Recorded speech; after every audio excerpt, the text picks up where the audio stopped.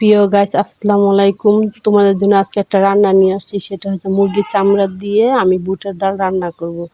সেটা প্রথমে পেঁয়াজ ও কাঁচামরিচ দিয়ে ভেজে সুন্দর করে এটার মধ্যে আস্ত গোটা মশলা দিয়ে দারচিনি দিব এবং রসুন বাটা দিচ্ছি, দিয়ে এটার মধ্যে আদা বাটাও দেব।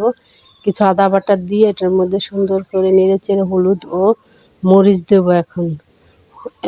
তারপর একটু লবণ দিচ্ছি, লবণ দিয়ে সুন্দর করে এটার মধ্যে একটু পানি দিব, দিয়ে এটাকে কষিয়ে সুন্দর করে নেড়ে চেড়ে যখন এটা কষে আসবে তখন এটার মধ্যে আমি কাটা চামড়াগুলো দেখবে সুন্দর করে এটার মধ্যে দিতেছি, দিয়ে সুন্দর সবগুলা দেওয়া হলে তারপরে এটাকে আমরা নেড়ে চেড়ে সুন্দর করে এটাকে কষাবো।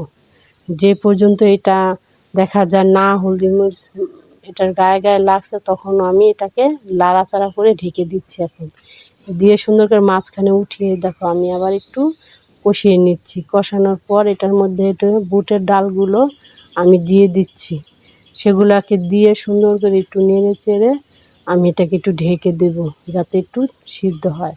তারপর একটু কষিয়ে চামড়া ও বুটের ডালগুলো নেড়ে একটু সুন্দর করে এটার মধ্যে আবার একটু পরে উঠিয়ে সুন্দর করে নেড়ে চেড়ে এটার মধ্যে আমি একটু পানি দিয়ে দিচ্ছি, যাতে যে পরিমাণে সিদ্ধ হয় এটার পরিমাণ পানি দেওয়া লাগবে সেই পরিমাণ দিচ্ছি, দিয়ে সুন্দর করে ঢাকলাম।